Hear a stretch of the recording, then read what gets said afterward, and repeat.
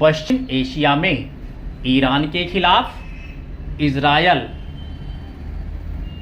America Israel के युद्ध की आग की चपेट में अब वैसे देश और लोग भी आने शुरू हो चुके हैं जो पूरी तरह तटस्थ हैं और वे सिर्फ जरूरी आपूर्ति सुनिश्चित करने की उम्मीद में उस क्षेत्र में मौजूद हैं।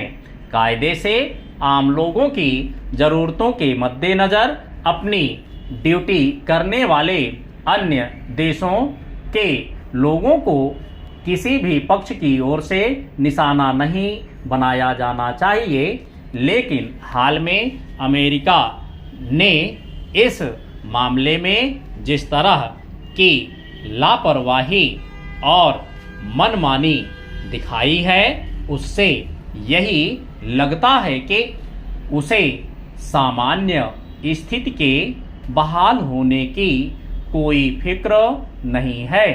वरना क्या वजह है कि पिछले 3-4 दिनों के भीतर उसने उस क्षेत्र में मौजूद भारतीय नाविकों वाले 3 जहाज़ों को निशाना बनाया। उसे यह समझना क्यों जरूरी नहीं लगा कि वह जिन जहाज़ों पर हमला कर रहा है वे वाणिज्यिक हैं और किसी भी रूप में इस युद्ध का हिस्सा नहीं हैं।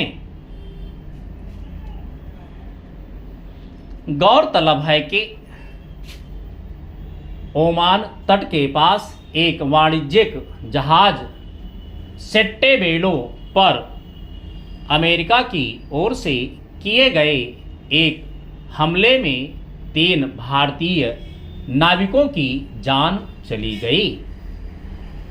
जहाज पर 24 लोग सवार थे, जिनमें से 21 को किसी तरह बचा लिया गया।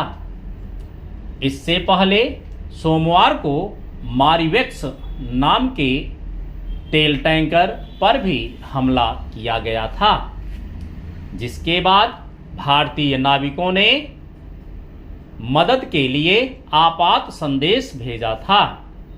अब गुरुवार को ओमान के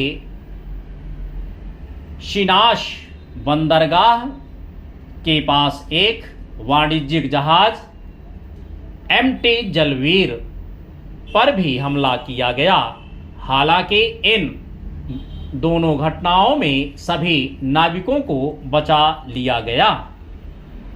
सवाल है कि अमेरिका के लिए यह समझना मुश्किल क्यों हो रहा है कि ईरान के साथ जारी उसके युद्ध के क्रम में अगर तटस्थ देशों के वाणिज्यिक जहाज़ों को निशाना बनाया जाता है तो अन्य मोर्चों पर कैसी जटिल स्थिति खड़ी हो सकती है।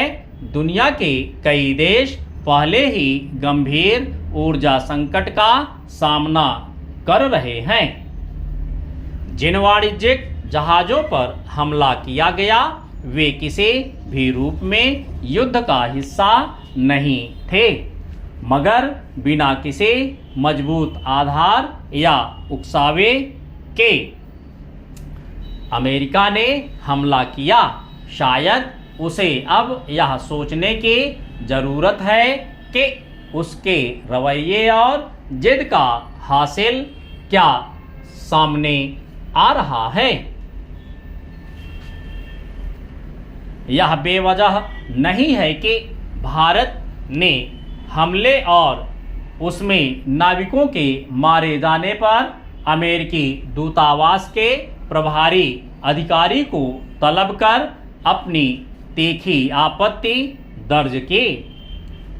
विदेश मंत्रालय ने मध्य पूर्व में संवेदनशील सुरक्षा हालात पर गहरी चिंता जाहिर करते हुए समुद्र में वाणिज्यिक जहाज़ों पर हमले को भू राजनीतिक शत्रुता का नतीजा बताया। एक ओर ईरान ने होर्मुज जलमार्ग को बाधित किया हुआ है। समाप्त।